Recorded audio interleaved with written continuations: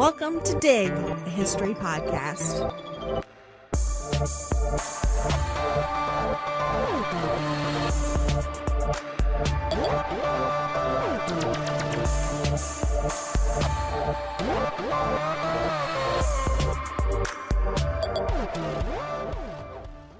On what was, in all likelihood, a gray and cool September day in the year of 1560, a handful of respectable ordinary men filed into Cumnor Place in Berkshire County. Once there, they would have witnessed the unmoving, well-dressed body of an affluent young woman, sprawled awkwardly at the bottom of a pair of stairs, dead. Her neck would have been twisted grotesquely, obviously broken, but her stylish French hood lay undisturbed, perched atop her head. As more men arrived, they examined the scene, interviewed the servants who had found her, and questioned the women who lived in other apartments within the castle. Later, when all 15 of them had arrived, they would have witnessed the coroner's examination of her corpse. She would have been laid out respectfully, undressed down to her underclothes, presumably a gruesome task when rigor mortis froze her limbs as they had been at the moment of death. All 15 men stood and watched as the coroner examined the body, paying special attention to her neck, where her spine had been broken, and her head, which displayed 2 considerable wounds. The coroner would have used a measuring rod to ascertain the depth of each head wound, which he measured to be a, quote, quarter thumb and 2 thumbs deep. We don't know how they felt about this spectacle. Most had likely served before on juries for the coroner's inquest. Most of the time, inquest jurors knew their subjects well, having interacted with them in their community and being privy to their pasts, their hopes, and their dreams. In the 1560s, coroners typically chose jurors who were familiar with the decedent rather than those who knew nothing of their lives. The idea was that the coroner could learn much from men who had intimate knowledge of the decedent's affairs. In this particular case, few of these men were likely to know this woman well. The dead woman had been Norfolk-born and had for a decade maintained no household of her own. She had lived at Cumnor Place for less than a year, inhabiting second-floor apartments spanning the castle's western end. They had other reasons, though, to feel uneasy as they examined her wounds. This was no ordinary woman. They must have felt the pressure of their duty keenly as the inquiry began. The jury foreman, Richard Smith, frantically penned a note to the decedent's husband, who had received news of his wife's death at Windsor Castle and had subsequently retreated to Kew. Smith assured the woman's husband that this jury of discreet and respectable men were doing their best to ascertain her manner of death, but their initial opinion was that it was a, quote, very misfortune. Today, as part of our death series, we're digging into a particular death, one that scandalized the Elizabethan court, provided fodder for decades of court intrigue and propaganda by Catholic exiles, and launched a literary genre of embellished folklore embraced by many, Jacobean players and novelist Walter Scott among them. That's right, Tudorphiles rejoice. These 15 luckless men had been summoned by the Berkshire coroner to investigate the suspicious death of Lady Amy Dudley, née Robsart, the wife of Robert Dudley, the childhood friend, purported soulmate, and undisputed court favorite of Queen Elizabeth I. I'm Marissa. And I'm Elizabeth. And we are your historians for this episode of Dig.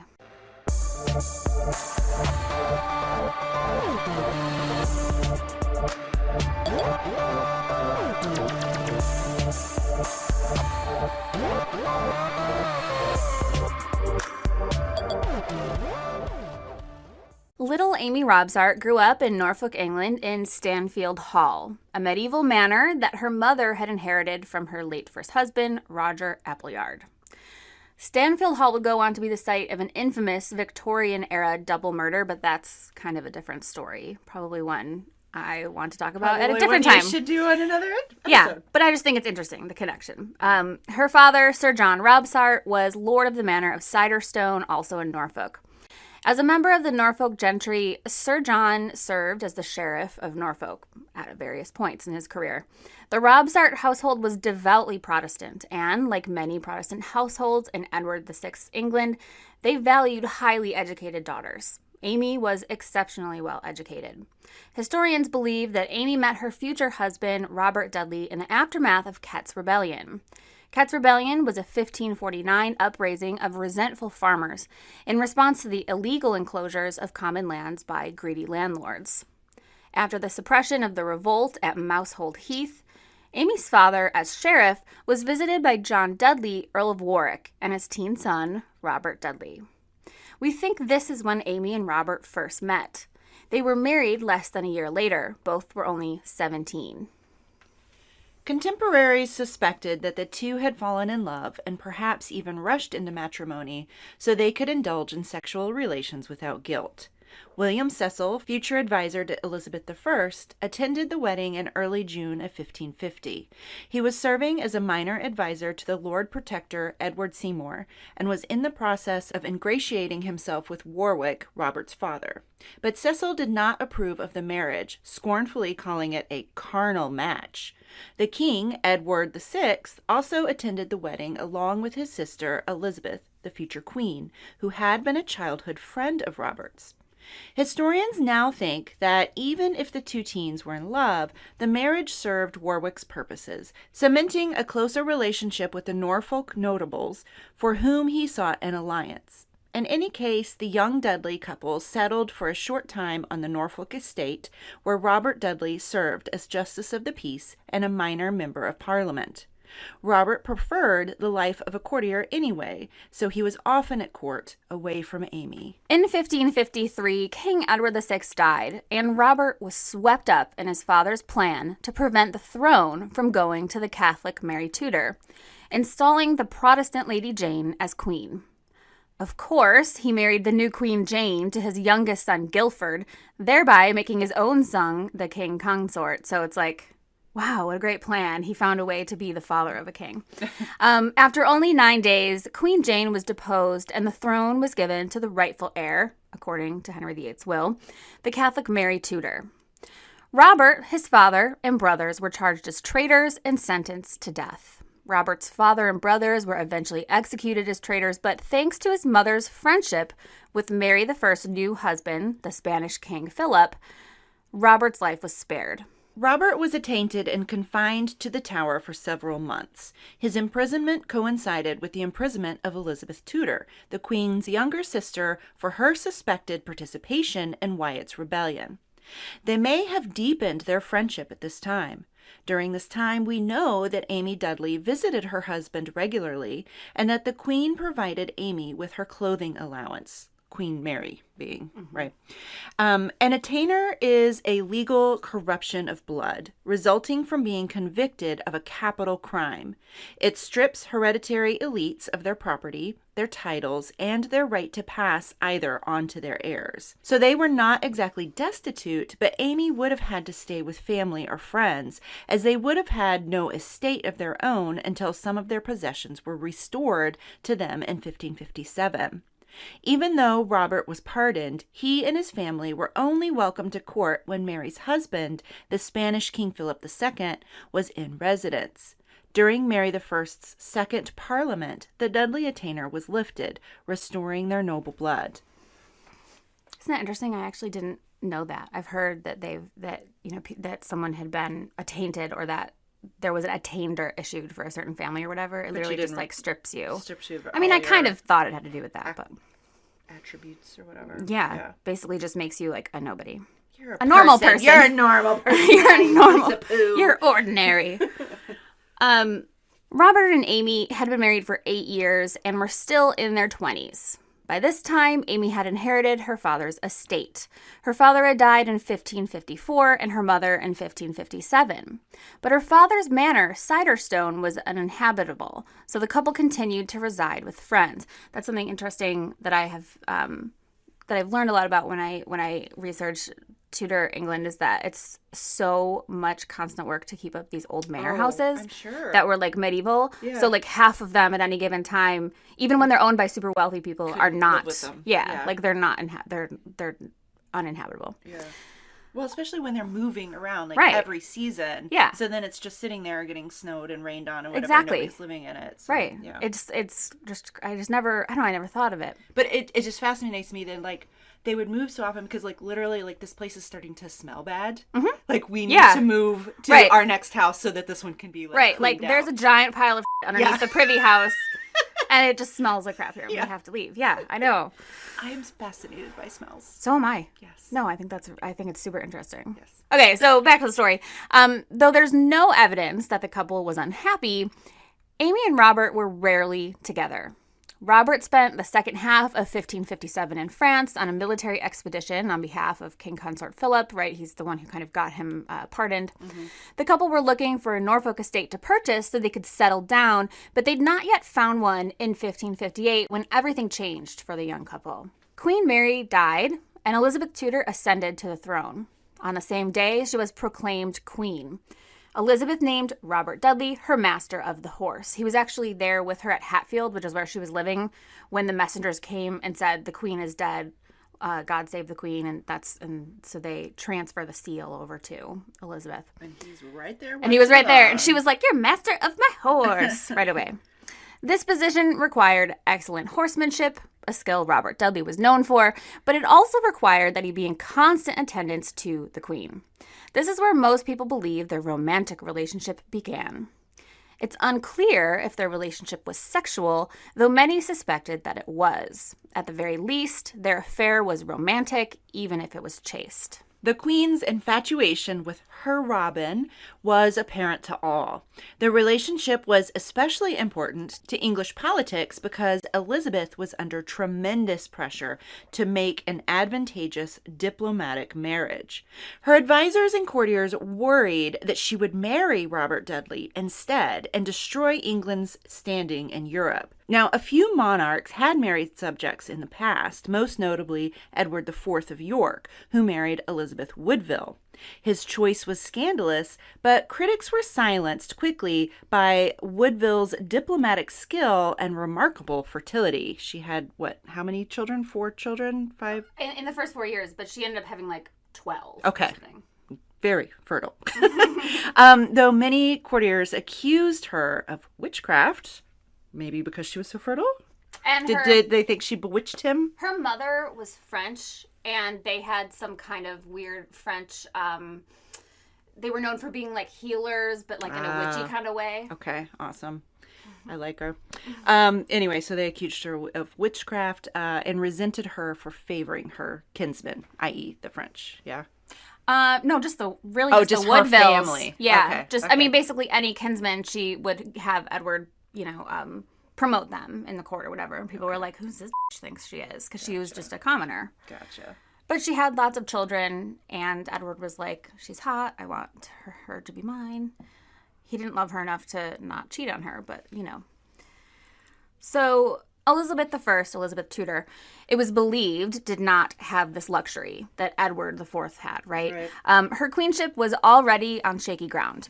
Catholics suggested she was a bastard child owing to Anne Boleyn's poor reputation and did not belong to Henry VIII at all.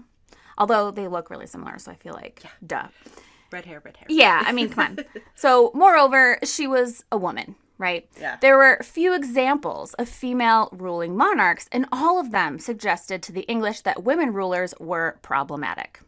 Mary I, Elizabeth's elder sister, had purportedly imposed her Catholicism on unwilling subjects and burned over 300 Protestant dissenters at the stake.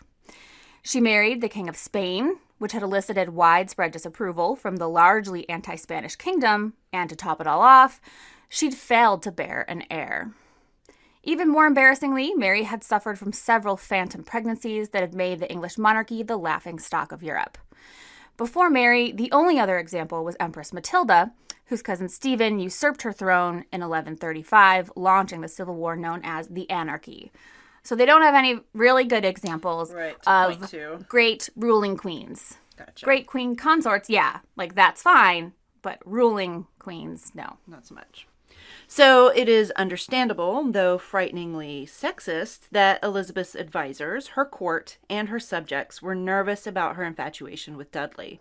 Perhaps most importantly for our purposes here, Elizabeth's love interest was married. The rumor mill churned away in Elizabeth I's court. The queen was recorded as saying that she would indeed marry Robert Dudley, quote, in case his wife should die. Whoops, don't say that. The Spanish ambassador Don Gomez Suarez de Figueroa wrote in his correspondence that Lord Robert has come into so much favor that he does whatever he likes with affairs, and it is even said that Her Majesty visits him in his chamber day and night. People talk so freely that they go so far as to say that his wife has a malady in her breasts, and the Queen is only waiting for her to die to marry Lord Robert. Gossip. These Spanish ambassadors are gossipy motherfuckers, you'll see. Still, there's no evidence that the Dudley marriage was in trouble. Robert visited Amy Dudley at Throcking in March 1559, and Amy came to London to see him 2 months later. Those who saw her in London in May 1559 said she looked well. On June 7th, 1559, Robert Dudley was made a King's Guard and granted the lieutenancy of Windsor Castle. Windsor was only 30 miles from Cumnor Place, where Amy went to stay in December 1559. Extant correspondence suggests that Robert arranged for his wife to move to Cumnor so that she'd be closer to Windsor Castle. Robert Dudley inquired about buying land nearby in Warwickshire, so it was likely that he expected to set up an estate near Windsor for him and his wife. So there was not, it looks like he was planning on, staying with his wife and buying an estate for her, and, he was making plans, right? In the meantime, however, Amy Dudley stayed at Cumnor Place, which was owned by William Owen, and rented to Anthony Forster, who resided there with his family. We should take a moment to clarify that Cumnor was part of the land holdings of the dissolved Abingdon Abbey. So if you'll remember your Tudor history, Henry VIII, when he created the Church of England, he dissolved all of the Roman Catholic church holdings and took them for the crown, right? So Abingdon Abbey has been dissolved, and part of the land holdings was this kind of Cumnor area. So it explains why Catholics are, so pissed. Not only because of religion, because they've literally lost all their wealth. Correct. Right. And some of them are just exiles in France, living in it. Yeah, so they're pissed, right? So Cumnor, the Cumnor area, it sat on the border of what's now Oxford and Berkshire counties. So at different times in history, Cumnor belonged to different counties. So whether we say Oxford or Berkshire, we're talking about the same place. It was Berkshire during Amy's lifetime, but now it's part of Oxford. And obviously that becomes hairy, right? So I just wanted to explain, if we make a slip and say Oxford or Berkshire, that's why. So anyway, since the castle contained several living spaces, Forster sublet parts of the house out to acquaintances. Amy and her entourage resided there, but so did William Owen's mother, Mrs. Anne Owen, and a middle-aged widow named Mrs. Elizabeth Odingsells and their servants, right? These are not just individual people. It's people with retinues of servants. Right. These are fancy people. With their entourage. Correct. Amy Dudley lived in the most grandly appointed apartments in Cumnor and maintained a household of 10 servants. Her quarters were sumptuously furnished with a large picture window overlooking the terraced garden, a large pond, and 25-acre deer park. Her apartments had their own private entrance. At the time, wives were not entitled to spend their own inheritances. So remember our coverture episode, all of her property was forfeited to her husband since women were not entitled to own any property. Robert insisted that she use her parents' inheritance to live in style as the wife of a favored courtier should. He also lavished her with decadent gifts like spices, luxurious textiles, and valuable coins. At the same time, he failed to visit her throughout all of 1560, making her trip to London their last visit together. He planned to come stay during the royal summer progress in 1560, but it was canceled that year, and Robert claimed it was difficult for him to get away from court life. And maybe we should explain that a progress is when they actually travel from castle to castle. Yeah, and Elizabeth goes and stays with, the queen or king goes and stays with notables, and it's a big honor to have her stay with them, and it's sort of a way of being seen by the people and making good relations with the nobles and things like that. Yeah. And it's like the whole castle comes. Like, yeah, everybody the entire comes. thing. Yeah. I should say, I wanted to point out that the reason that I explained that he gave her gifts and he was kind of generous and all this stuff is important because later on we start to see this idea that she was a neglected and sort of imprisoned woman, like that she wasn't allowed to leave the house, she wasn't allowed to have nice things, and like that he was like, a monster, like keeping her away. And that's really not. She was free to come and go. She had every luxury she asked for and then some, and he was very thoughtful and sweet and sent her things that he knew she would like and all that kind of stuff. So I'm just trying to dispel some of the groundwork. Yeah, some of those rumors we'll see where they come from. But court life was probably quite busy, especially for Robert, who was, according to other courtiers, always in the Queen's demand. Courtiers gossiped about the Queen's jealous nature. One court chronicler wrote that Elizabeth forbade Robert from visiting his wife, and if he did, he, quote, was commanded to say that he did nothing with her when he came to her, as seldom as he did, end quote.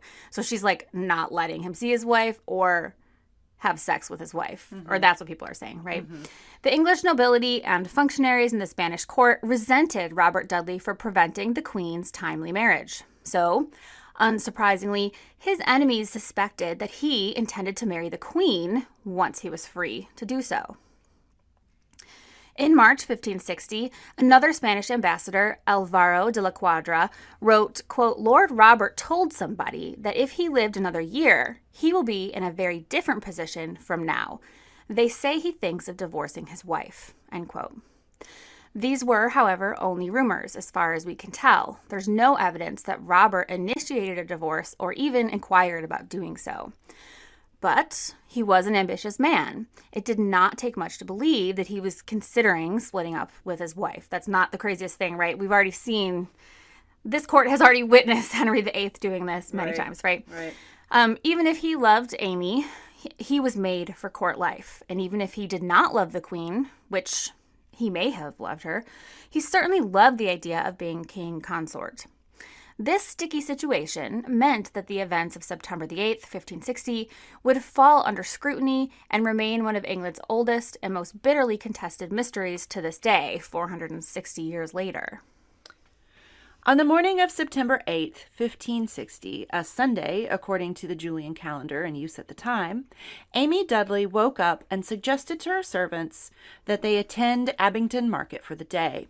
She was quite insistent on having her apartments to herself that day.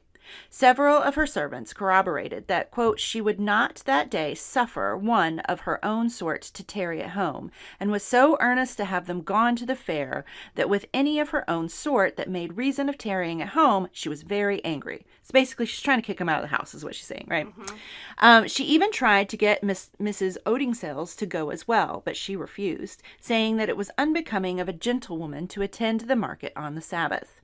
Though this made Amy angry, she acknowledged Mrs. Odingsells' right to make her own decisions. Amy would have taken her morning meal in her rooms, and perhaps she may have gone to service at Cumnor's Parish Church, St. Michael's.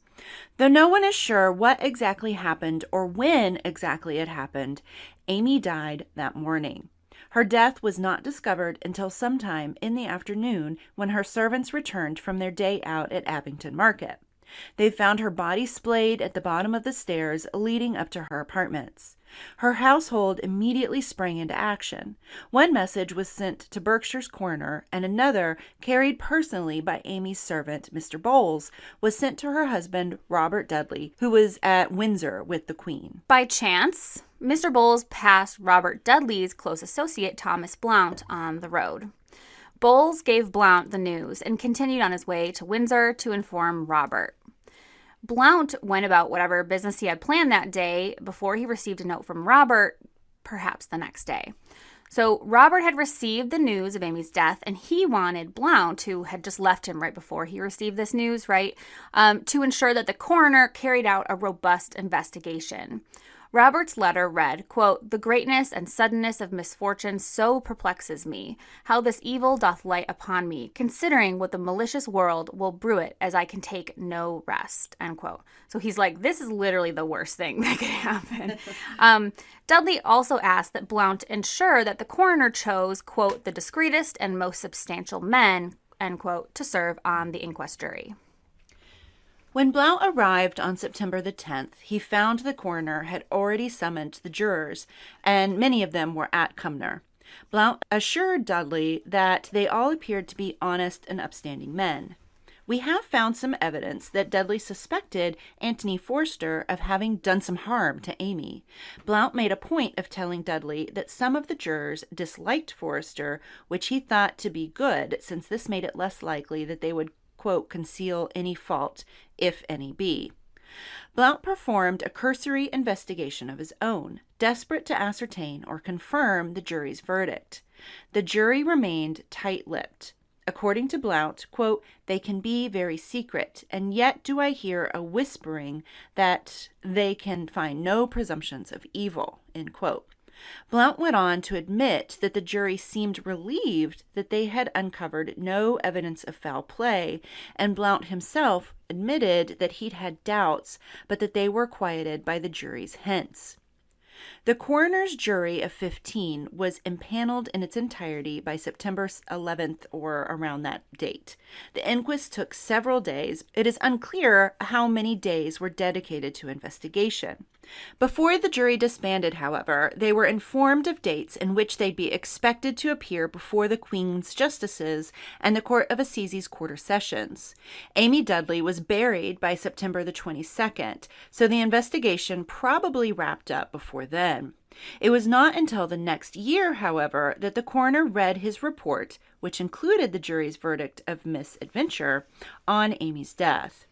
For centuries, the coroner's report was lost to us.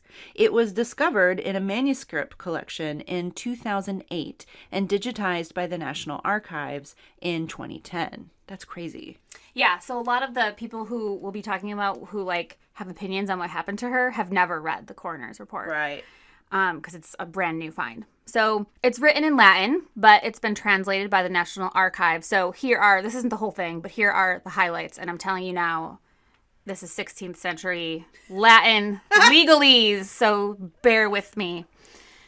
Quote, "The jurors say under oath that the aforesaid Lady Amy, on 8 September, in the aforesaid second year of the reign of the said Lady Queen, being alone in a certain chamber within the home of a certain Anthony Forster, Esquire, in the aforesaid Cumnor, and intending to descend the aforesaid chamber by way of certain steps," in English called stairs, it says that, "of the aforesaid chamber there and then accidentally fell precipitously down the aforesaid steps to the very bottom of the same steps, through which the same Lady Amy there and then sustained not only 2 injuries to her head, in English called dents." Oh, no.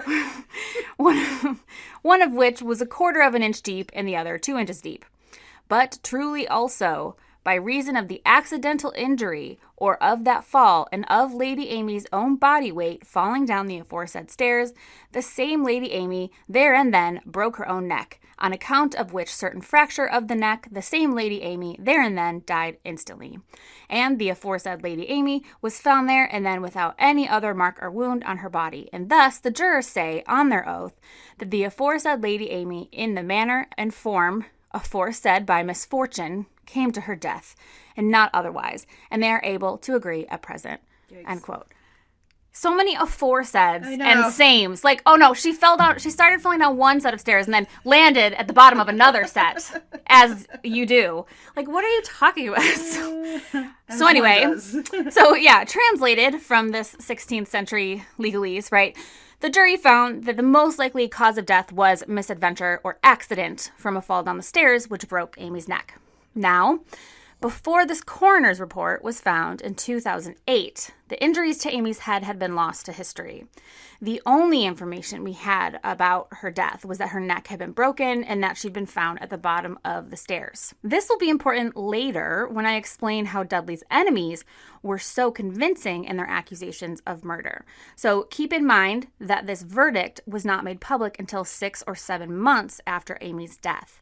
But in the meantime, the rumor mill was running full time, right? So it took 6 or 7 months for the jury to actually announce their verdict even after they'd reached it. But in the meantime, everyone's deciding what's going on, right? Yeah. Something that piqued the interest of Dudley's enemies was the widely reported fact that the vicar who performed her funeral services mistakenly referred to Amy as having been murdered rather than killed by a fall. So also very quickly, if you're an obsessive Tudorphile, I don't know how many we have of those who listen, but there's some debate about this. Some sources say that he said murdered, or would have been murdered with a TH, instead of slain. And at the time, slain could be used to mean died rather than like slayed, like actually murdered, right? Yeah. And other sources say that he accidentally said slain instead of died. But, so I don't know which one it is. Right.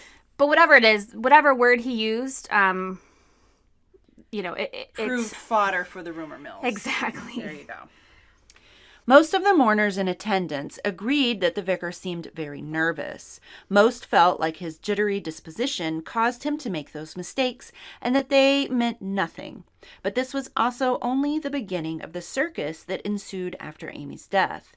Ironically, it was Robert Dudley's ambition to become a king consort that made others suspect him of murder.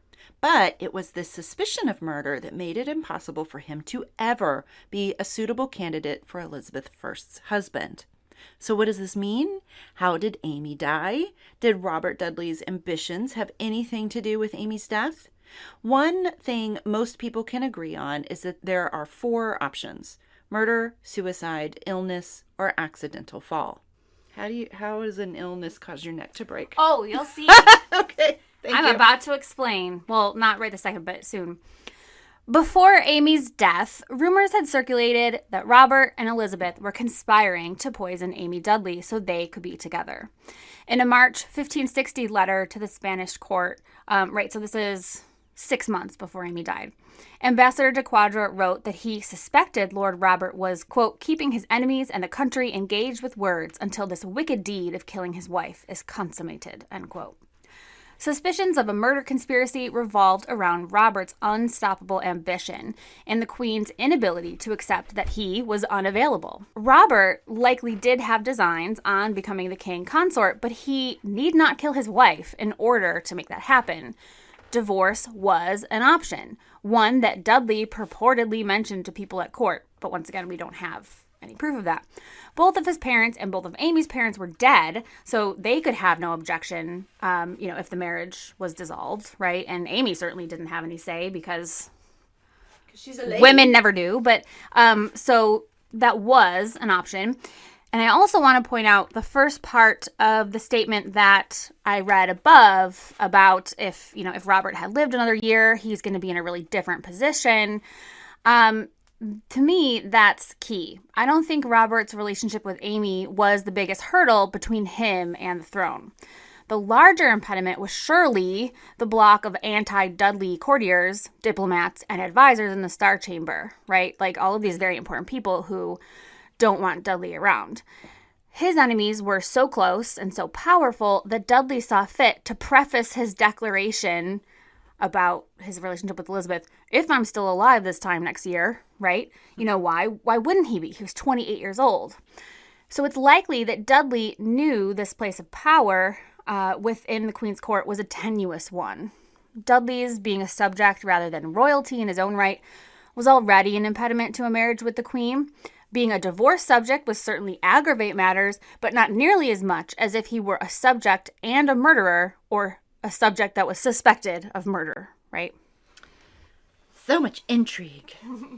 In fact, most contemporaries and historians agree that Amy's death was the absolute worst-case scenario for Dudley's ambitions. The Queen became uneasy with Robert upon hearing the news about Amy's death, suggesting that she may have suspected that Robert had something to do with it. Likewise, Robert became suspicious of his friend Anthony Forster, half believing that Forster might have taken it upon himself to do something rash that would advance his patron's career. In fact, Robert's behavior after Amy's death indicate that he was desperate to clear his name and open to any and all avenues to do so. Before the coroner's report and jury's verdict was released in 1561, Dudley suggested that, quote, another substantial company of honest men, quote, end quote, should be summoned to collect more knowledge of truth.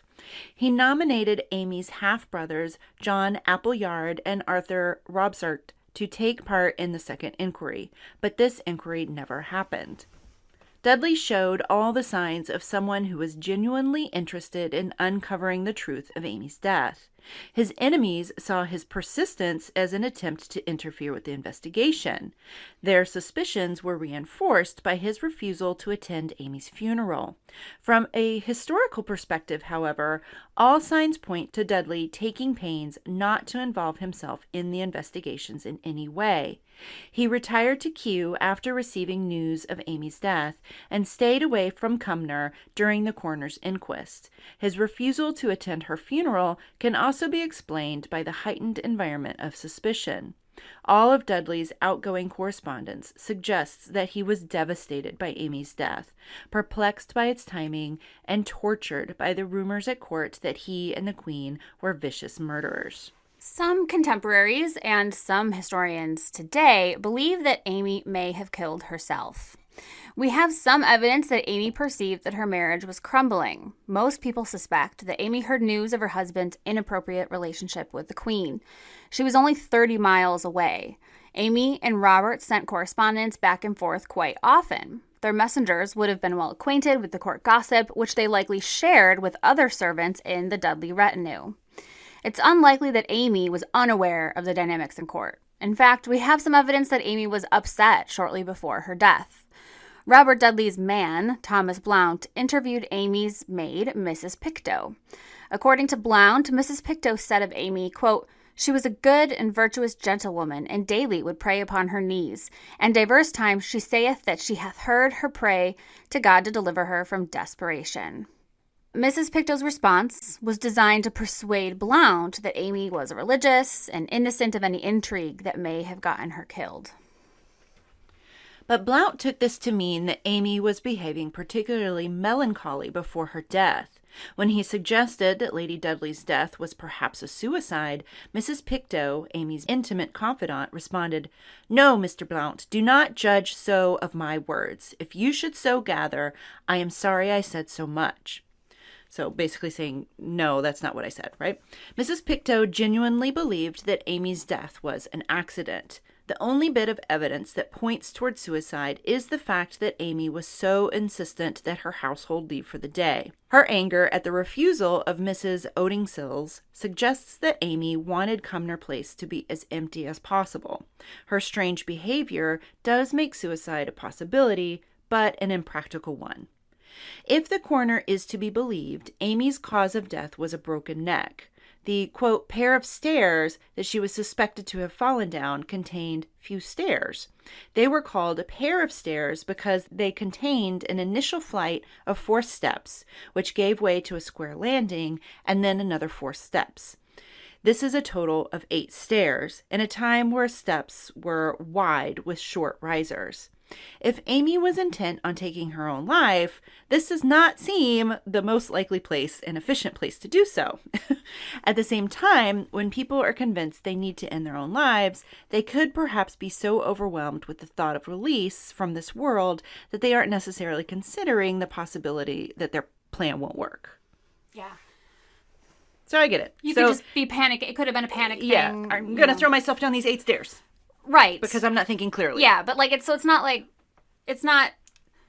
sufficient to just say like, oh, well, obviously it's not suicide because who would do that? But it's like, well, also like she's also Somebody killing herself. Yeah, like, so she's not in her right mind in the first yeah, there's place. already something going on, right? At the same time, this could also be evidence against an accident theory.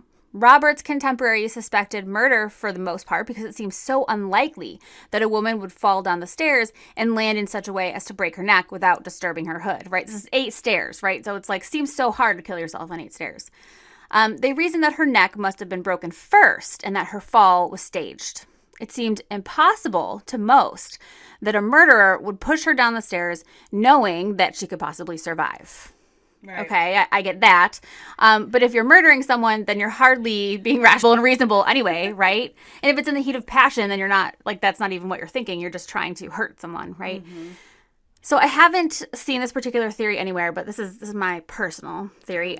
Since the coroner did not have the benefit of modern toxicology testing, I wonder if it's possible that Amy took something that might end her own life, a poison or overdose of some kind.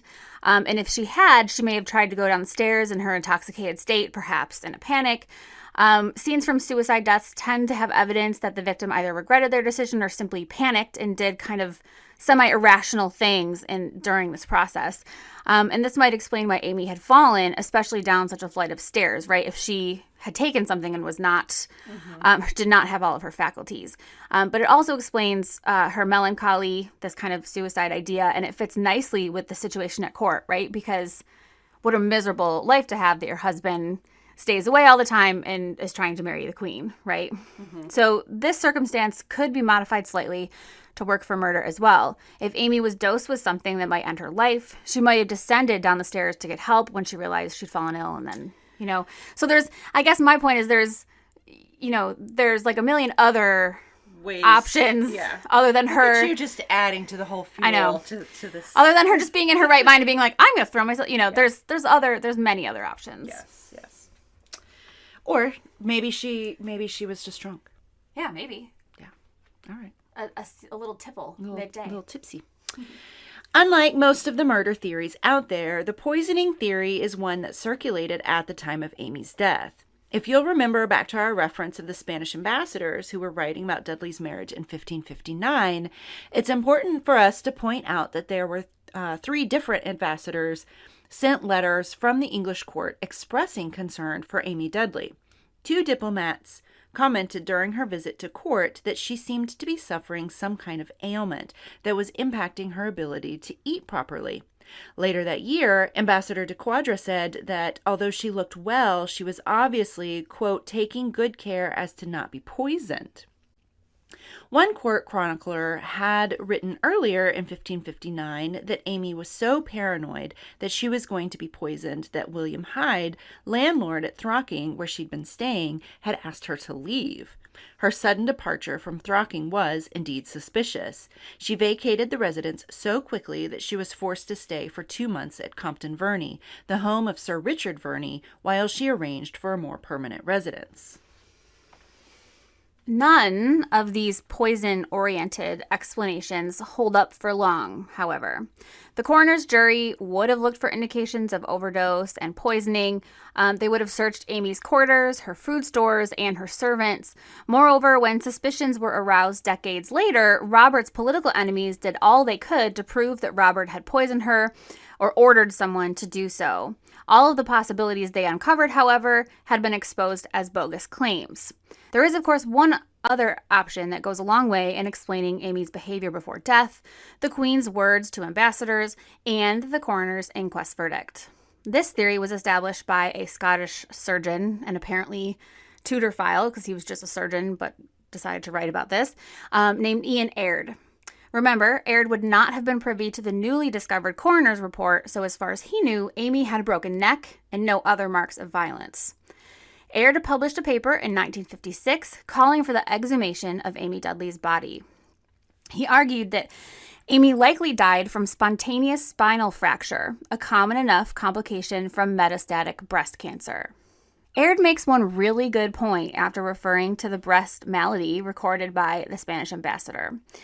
Aird writes, quote, "This is surely more than a remarkable coincidence. The only breast malady that would attract this kind of attention would be cancer. It would seem extraordinary that Robert Dudley and the Queen, lacking as they did the necessary pathological knowledge and understanding, should choose one disease out of thousands, which, by its natural progression, could be responsible 17 months later for a broken neck without any evidence of gross external violence, end quote. It's kind of a good point. Like, what are the odds that they would mention that there was something wrong with her breast and then something happens to her that happens to people when they have breast cancer? I mean, I suppose, yeah. Well, and it also explains Elizabeth's and Robert's morbid predictions of her imminent death. It also explains how such an unlikely accident could be rendered entirely likely. Aird also suggests that his thesis explains Amy's passionate sessions of prayer witnessed by Mrs. Pictou, and perhaps even Robert's guilty avoidance of her company in the year preceding her death. Most notably, Aird claims that his thesis also accounts for Amy's irritable interactions with her servants and with Mrs. Odingsells the morning of her death. The only thing is that now we know that Amy's body did exhibit signs of other violence, 2 injuries to her head that were just as consistent with an accidental fall down the stairs as they were with homicidal blunt force trauma. Does this change the compelling nature of Aird's theory? Not really, but it doesn't make it any more likely either. Yeah, I mean, I love that idea, but there's, I have more reasons why I don't see this being the answer also. So I can't get over the lack of medical records pertaining to Amy's supposed cancer, right? And I don't agree with Aird that only cancer would elicit such attention from Elizabeth's court. So this relationship between Elizabeth and Robert was so important to courtiers' everyday lives that they would have pounced on any information they were able to get about Dudley's marriage to Amy. Amy may have mentioned to a maid or even to Robert that she suffered from any number of maladies of the breast, a cyst, mastitis, or even early signs of pregnancy, just anything. Anything about boobs being weird, right? Any detail about her boobs would have been welcome fodder for court gossip and could have easily been twisted to anyone's agenda. Right. The Dudleys were wealthy, fancy people. They, more than anyone else in Norfolk, could have procured a physician. Breast cancer was typically treated by physicians in this period. Some patients underwent crude surgeries to remove cancerous masses, without anesthesia, remember? But most of the time, physicians probably ordered palliative care for suffering patients. There is no record of any visits with a physician, trips to the apothecary, or arrangements for nursing for Amy Dudley. Aside from court rumor, there is not one shred of evidence that Amy was ill. Right. But I suppose, everybody's illness is different. And I think a lot of times now, a lot of the illness when you have cancer is from the cancer treatments and not the cancer itself. Right. So, maybe before chemotherapy and radiation and all that stuff, maybe you could appear to be more, to be healthy until the very end. Yeah, maybe. Yeah. So I can tell, however, that Aird is my kind of people because he was eager to have Amy's remains exhumed to test them for cancer or cancer-related bone decay, which is totally my jam. So as we've determined in prior episodes, I'm on board. Dig them up, dig them all up, test all of them. I want to see it. So, no, but really, it would really be a fascinating exhumation, I think. And I think maybe even warranted, ethically disturbing her grave because, her case is kind of actually unsolved. So it's giving her justice. It's not like just digging them up to see what they look like or whatever. Yeah. So Aird, he's committed to doing his due diligence, right? Visited the parish church of St. Mary the Virgin in Oxford to inquire about finding her burial place. Contemporary accounts record her final resting place as somewhere on the eastern end of the church. In 1946, the church experienced a fire that damaged the chancel. The reconstruction efforts gave the church an opportunity to look for Amy's grave. They were disappointed to discover that the area that held Amy's grave had been filled and then dug over again in previous centuries. This process destroyed the older graves that lay beneath the top layer of soil. When they excavated the graves that had been interred after the fill and dig, they found the soil layers in disarray, with human bones crushed and scattered all throughout the soil. After hearing of this turn of events, Aird wrote, quote, "There is thus no hope of recovering Amy Robsart's remains."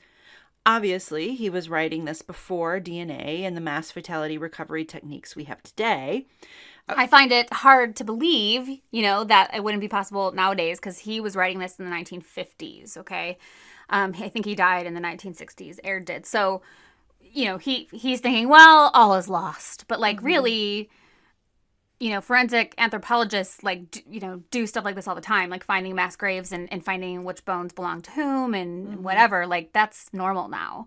So I don't think that that's true, that it's, totally... out of the realm of possibility. Yeah, I don't think so. Throughout this episode, listeners familiar with the story will have noticed that we've refrained from including the lurid, sensational stories that make up the mythology of Amy's death. That was on purpose. So as historians, we love these stories, don't get me wrong, but we also try to be fair to the lived experience of people from the time. So we've tried to convey the story as people would have at the time experienced it. But in the decades after Amy's death, her demise was used by various political groups to attack Robert Dudley, who was, by 1564, created Earl of Leicester. Most of the published attacks in the 1560s bizarrely revolved around Sir Richard Varney, the man who shared his home with Amy for 2 months before she moved into Cumnor. So he's just kind of, a bystander in this situation, but he becomes the primary villain. So one such chronicle was written in 1563 by Protestant activist John Hales. He regarded the Dudleys as avowed enemies, right? So he's not an unbiased person here. Hales presents all of these ideas, especially about Richard Varney, as rumors, right? So he says they're rumors, but then he spreads them and is like, listen to all these rumors, right? So it's kind of plausible deniability. So he says, quote, "The Lord Robert's wife brake her neck at Forster's house in Oxfordshire, her gentlewomen being gone forth to a fair. Howbeit it was thought she was slain, for Sire Richard Varney was there that day, and whilst the deed was doing, was going over the fair, and tarried there for his manservant, right, who at length came, and he said, 'Thou knave, why tarriest thou?' He answered, 'Should I come before I had gone? Hast thou done?' Quoth Varney, 'Yea.' Quoth the man, 'I have it sure.' So many times before it was brooded by the Lord Robert, his men, that she was dead. This Varney and divers his servants used before her death to wish her dead, which made the people to suspect the worst." Good Lord. So we will need a translation. So basically, Varney and his servants tried to kill Amy while she stayed with them for those 2 months. Before they were able to succeed, she moved to Cumnor. So Varney supposedly sent his servant to go kill Amy. After the deed was done, Varney's servant confirmed she was dead. Though this does not tell us about Amy's actual death, it does tell us what people were saying about it and how complex and winding these rumors had become. Amy's death again fed court intrigue in 1567. In the years after her death, Amy's half-brother John Appleyard had become convinced that Amy had been murdered, but he did not suspect Robert Dudley of having committed the crime. He actually contacted Dudley several times, asking that he initiate a new inquest. Appleyard regarded the jury's verdict as inconclusive, the one from 1561. Dudley purportedly told him that he was satisfied that the coroner and jury had done a thorough job the first time, and that it was too painful and politically risky to open her case again. Now, this does sound a little fishy on Dudley's part, but his response is not totally unreasonable, because this is Appleyard's side of the story, and you'll soon see why he may not have been reliable. Yeah, I mean, it looks like so Appleyard's saying, I'm trying to get him to get a new thing or to open up a new investigation. And Dudley's like, no, let's not. Seems kind of shitty, but also like the first investigation destroyed his life. So yeah, don't open it up again and remind everybody. Right, I get that. So in 1567, Appleyard was approached by representatives of the Duke of Norfolk and the Earl of Sussex and offered a bribe of £1,000, which is an insane amount of money at the time. I mean, rich people made £50 a year. So wow. I mean, we're talking billions of dollars, $1 billion or something. If he accused Robert Dudley of murdering Amy. Appleyard refused to implicate Dudley because he believed him to be innocent. But he reported the bribery attempt to the authorities. When Robert Dudley, now the Earl of Leicester, heard this new plot, he summoned Appleyard and the two argued. The Queen's Privy Council was compelled to investigate this serious accusation. Appleyard was imprisoned in the Fleet, which is a debtor's prison, for a month, while William Cecil and other members of the peerage interrogated him. They demanded that he declare in writing what caused him to implicate the Duke of Norfolk and the Earl of Sussex, right? So these are super, super powerful, important people, and he's basically saying that they're trying to take Robert Dudley out.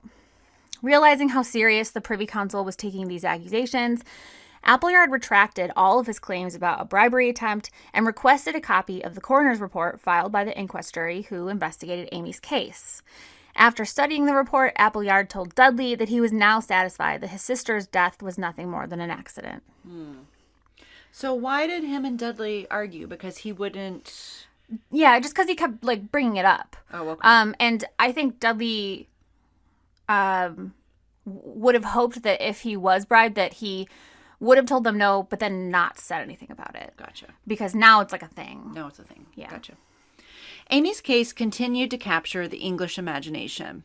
The most important publication that appeared in Dudley's lifetime was a satirical libel called Leicester's Commonwealth, which was written by Catholic exiles in France in 1584.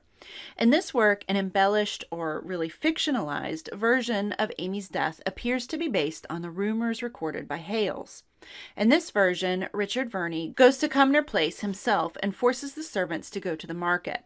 He then breaks Amy's neck and poses her body at the foot of the stairs. In this version, the jury's verdict was murder, but the verdict was suppressed by Dudley, and Amy's body was buried surreptitiously on the grounds of Cumnor before being exhumed and reburied at St. Mary the Virgin.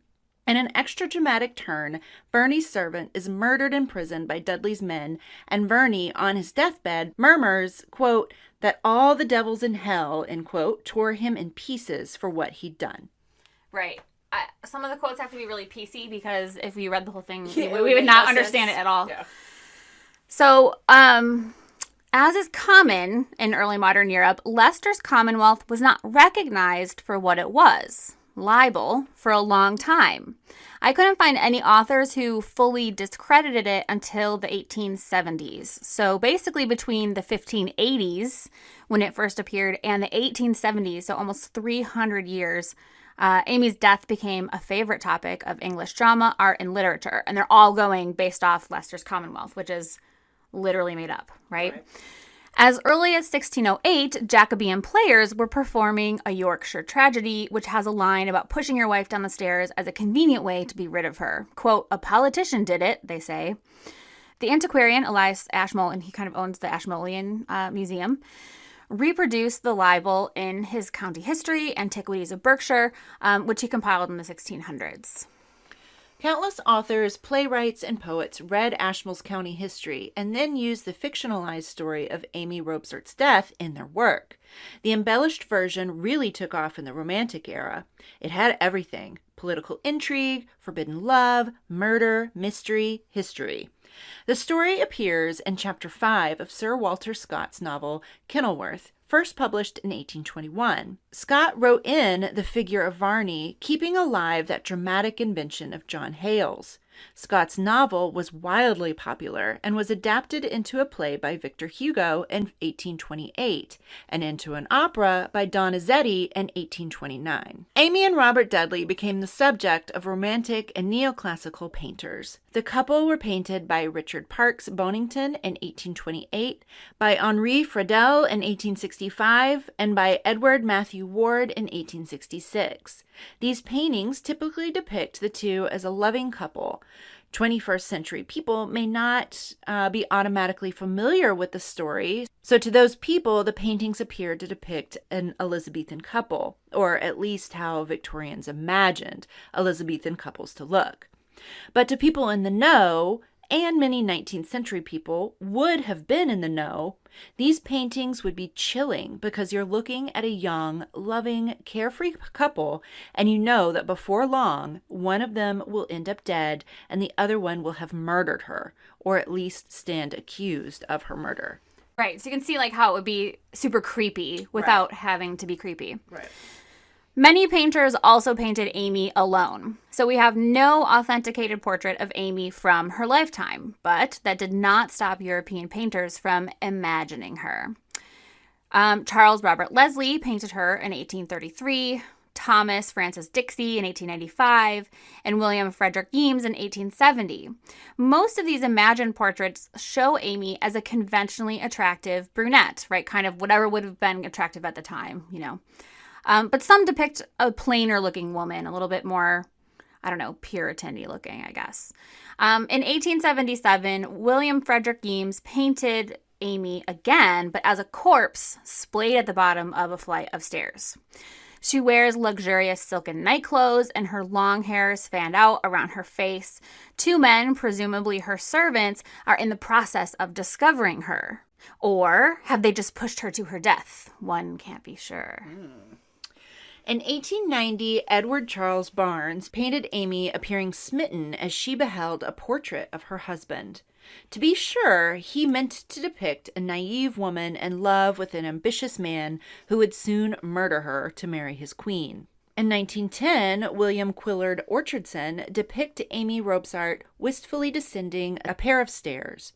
To be honest, this is one of the most creepy because it looks so ordinary. It's of a blonde young woman in a stylish but sober outfit descending the first flight in a pair of stairs. The viewer is supposed to know, based on the robust, embellished tradition of Amy's death, that this is the moment before she falls to her death. Isn't that creepy? It is. In the midst of this artistic interest in Amy's death, several antiquarians, who were not so much historians as collectors, wrote monographs about the topic. A flourish of publication followed James Anthony Froude's discovery and translation of Ambassador de Quadra's letters, which we mentioned and quoted from earlier. And these were found around 1860. For example, in 1885, Norfolk antiquarian Walter Rye published his Murder of Amy Robsart, using Froude's work and Leicester's Commonwealth as his main sources. There were 25 works written about Amy Robsart from 1800 to 1850, but between 1850 and 1900, there were 168. So this was big business. Right. So it's like it's become a ghost story in a way. And I mean, I calculated these numbers myself. It took me a while. I did it based on like Library of Congress like things and WorldCat and whatever. So I'm not going to say that that's 100% accurate, but that it's close to that. So basically 25 works in the first 50 years, the second 50 years, 168. It's obviously after 1860 became like a huge thing. Yeah. In 1870, however, historian and scholar George Adelard published a monograph about Amy and Robert Dudley that included primary sources and well-vetted evidence, which for a Victorian historian is a very rare. And I don't mean to throw shade, but they, their levels of media literacy were not what you would want, right?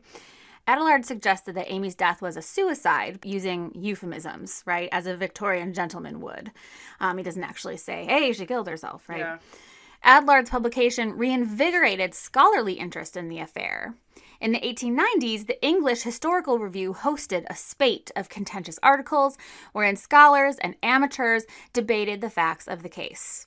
One of these scholars, James Gardner, came out against James Anthony Froude's use of Ambassador de Quadra's letters. He procured a copy of the letter and translated it from Spanish himself, noting any tricky areas and exposing Froude's use of the letter as erroneous. Froude argued that Elizabeth and Robert had prior knowledge of Amy's impending death. De Quadra wrote that Elizabeth had told him, Lord Robert's wife is dead, or nearly so. So Froude dated this letter to September 4th, 4 days before Amy died. So it's like, ooh, suspicious. But the original is dated September 11th, which was 2 days after news of Amy's death reached Robert at Windsor, but before her passing was announced to the public. Gardner also found several areas where Froude employed questionable translations to achieve his desired result. Froude had a deep disdain for Henry VIII that carried over to his daughter Elizabeth and her lover Dudley. He pretty obviously wanted to cast Robert in a bad light and expected that no one would take the time to verify his source material and his translations. but he was wrong. After the intense criticisms of Froude, most accounts of Amy's death that purport to be scholarly do not use Leicester's Commonwealth or John Hale's writing as reliable sources. This resulted in a turn towards Dudley's innocence, and by virtue of their relationship, the Queen's innocence. For example, in 1910, A.F. Pollard argued that it is paradoxical to conceive of Dudley's ambitions to marry the Queen as a motive, since, quote, that murder would make the marriage impossible. Still, there is something romantic about that paradox. Some recent historians have suggested that Amy killed herself knowing it would haunt her husband and keep him from marrying the Queen for the rest of his life. Others suggest that Amy's fall was accidental and that she inadvertently got her revenge on her unfaithful husband. It's just cool to think about, but probably... But no one knows! But nobody knows. So I don't mean to suggest, or we don't mean to suggest that historians have all agreed and that they've definitely kind of gotten it right. So even today, academic historians, amateur historians, biographers, and historical fiction writers disagree about what actually happened to Amy on the morning of September 8th, 1560. Author Alison Weir suggests that William Cecil organized her murder in an attempt to disgrace Robert Dudley forever. George Bernard and Chris Skidmore are proponents of the Sir Richard Varney theory because his name appeared in two different sources closest to the time of her death, which is true, but also those sources were just based on rumor, so F that. Historian Susan Doran favors the suicide theory, attributing Dudley's purported interference and refusal to attend Amy's funeral to the shame of suicide and Dudley's guilt for having driven her to despair, which to me makes a ton of sense. Most current historians have discounted the possibility that Robert Dudley or Queen Elizabeth orchestrated her death in subsequent cover-up. What do you think? What do you think? So if you have opinions on this, we'd love to hear about it in our Dig History Pod Squad. Yeah, right? Or just email. Yeah. I think it was an accident. And I think that it was just the worst possible person for it to happen to at the worst possible time. But I mean, accidents happen to people who suck and have enemies. So like, it's totally, it happens. And there's actually been this, there's this huge digital project about accidental deaths in 16th century England. Mm-hmm. And it's this huge statistical project, and they have found how common it was for people to die of accidents, like at work or kids running into the fire or whatever. Mm-hmm. And it was incredibly common, much more common than accidental death is today because of safety concerns, right? So, and these would have been big, giant stone steps, and she would have been wearing a really long dress. And I think it is entirely possible. So going back to the wounds that were on her head, so the coroner was saying that was in line with somebody who would have fallen down the stairs. Yeah. Okay. Yeah, so they were more like she hit her head. Yes, twice. But it also, they thought it was compatible with what would have happened to her head when she fell, mm-hmm. but they didn't say that it was incompatible with blunt force trauma because you can't really. They couldn't say for sure. Yeah. This reminds me of the staircase, the modern staircase murder. Have you heard of this? Mm-mm. Just gonna say that. I know, and I'm so pumped because it's just the best. It's Michael Peterson. Is that his name? Michael Peterson? I always get mixed up because there's two different Petersons who killed their wives. So Scott Peterson was the one that killed his wife that was pregnant. Yeah. So it must be the other Peterson. Well, there's three. There's more. There's more? Oh, yeah. Wonderful. Scott Peterson is the one that it's Michael Peterson. So, so there's the death of Kathleen Peterson. To me, it's kind of like the more modern version of this. And Kathleen was found at the bottom of the stairs, but there was all this blood, and she was found. Her cause of death was actually blood loss. So she didn't have a skull fracture, but she had massive lacerations on her head, and she was found at the bottom of the stairs. He was actually convicted of her murder, and then his conviction was overthrown. Yeah, it's called Staircase. Okay, yeah. Yeah, so it kind of, but watching that, I really don't think that Michael Peterson killed his wife. I really, really don't think he did. And not just based on his personality or anything like that. I really think that, like, I don't know, Sarah and I have talked about this before. Like, you know, if she had drank a lot and she was taking, I think she was taking painkillers or an anti-anxiety drug. I can't remember which. And she also drank half a bottle of wine, and she was like this tiny woman, and she was going up the stairs in her socks, whatever. Like, I can imagine that. Like, I almost, like, kill myself constantly going up and down my stairs. I have to make it a thing to not walk on my stairs in my socks. Yeah. Like, really? And you have carpet on your stairs, don't you? Yes, it's worse. I remember my kids were sliding down your... Yeah. No, I know what you mean. I don't have carpet, and it's just wood floor, and we fall down my stairs every day. Yeah. Like, somebody... The statistics on, like, the dangers of stairs are insane. Oh, God, so don't it makes tell me that. perfect sense to me that someone who was... tipsy, taking, like, on anxiety medication or whatever it was, right, and had been drinking, would accidentally fall down the stairs. Like, that is a logical thing. But because I fell down them sober all the time. And her husband... The only thing that makes that a little sketchy is that his first wife also fell down the stairs. It wasn't his first wife. It was the mother of the kids. Oh, that's right. Of his friend's kid. That's correct. It was the mother of his... It was his friend's wife, and his friend had died. Kids he adopted. Right. So it really wasn't his first wife. It was his friend, I guess, the first one. But still, gives you pause. Right. Well, it does totally give you pause. Yes. But I still agree with you. But I still see it. And she bled out, and everyone was like, well, like, why didn't you hear her fall down the stairs, blah, blah, blah. They have this giant house in, like, North Carolina or something. Yes. Or South Carolina. Where's North Carolina? And he was out by the pool. Yeah, he's out by the pool. They had a water feature that was, like, water feature. And it's like, that's why, because you're rich and you have a water feature. And he was sitting there, you know, finishing, he's smoking a cigar and finishing his wine or whatever. By the time he went inside, she had bled out. So... Good Lord. I really do see, like, how that can happen.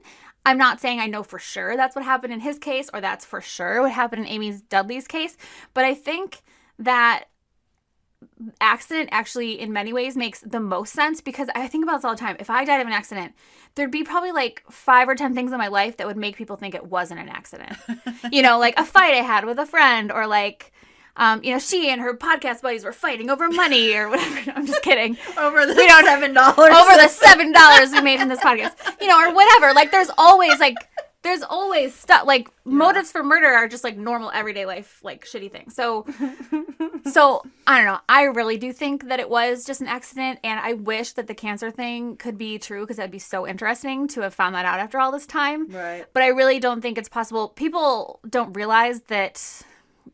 You know, fancy people in Elizabethan England used physicians, and those physicians kept records, and we have them. So, like, I just think we would know about that. If she had it, You would think. I mean, not all the records survive, but you would think there'd be something more concrete evidence of her having exactly, cancer. Yeah. Mm-hmm.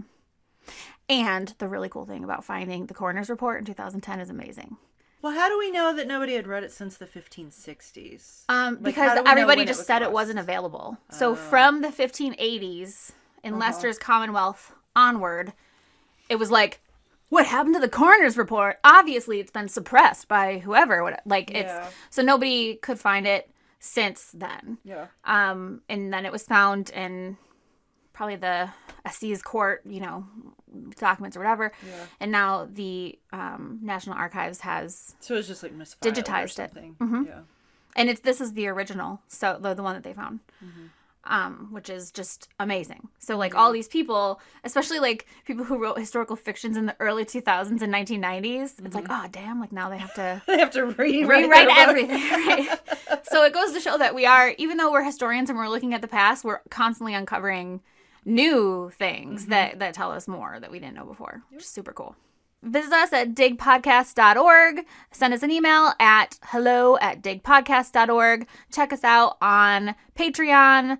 Check us out on Twitter, dig_history. And ask to join our Dig History Pod Squad on Facebook. We mostly share memes and, I don't know, make fun of each other and make fun of history. And just, it's not entirely serious. Thank you for listening. 5-star reviews are always appreciated. Yes. Bye. Bye. 1660, a Sunday, they were in their Sunday best. That's how my grandma says. Monday, Tuesday, and Wednesday. The dead woman had been Norfolk barn. Norfolk barn. Okay, so back to the... I'm crying from laughing, but... Painters? Painters! That's so cute. Dudley visited her... I should say Amy. So, Dudley visited... Okay. Most of the mourn... Good Lord. The Queen's infatuation... Whoa, Buffalo! And respect to go... With the Norfolk notables... Okay, that would be a weird edit. Cementing a closer relationship with the Norfolk... You can use a different word if you want. I just can't say Norfolk. Her anger at the refusal of Mrs. She acknowledged Mrs. Odington's right to make her own decisions.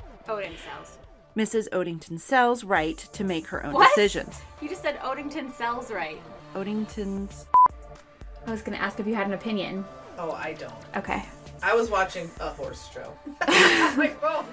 Her answer is horses. Yes. Okay, yeah, that's cool. So... That was such a burn. Oh, yeah, that's cool. That's really cool, but okay. This choice was scandalous, but critics were silenced quickly by Elizabeth's diplomatic skill and remarkable fertility. And remarkable fertility? What do you mean by that? She had, 4 kids in, the first 4 years that they were together. So people Oh, were good Lord. Okay, sorry. I was bouncing back and forth in time, and I didn't realize you were talking about Elizabeth Woodville. Okay. Oh, yeah. Sorry. Okay. Let me read all that again then. That makes more sense. You're like, the Virgin Queen? Yeah, I was like, what the fuck do you mean by that?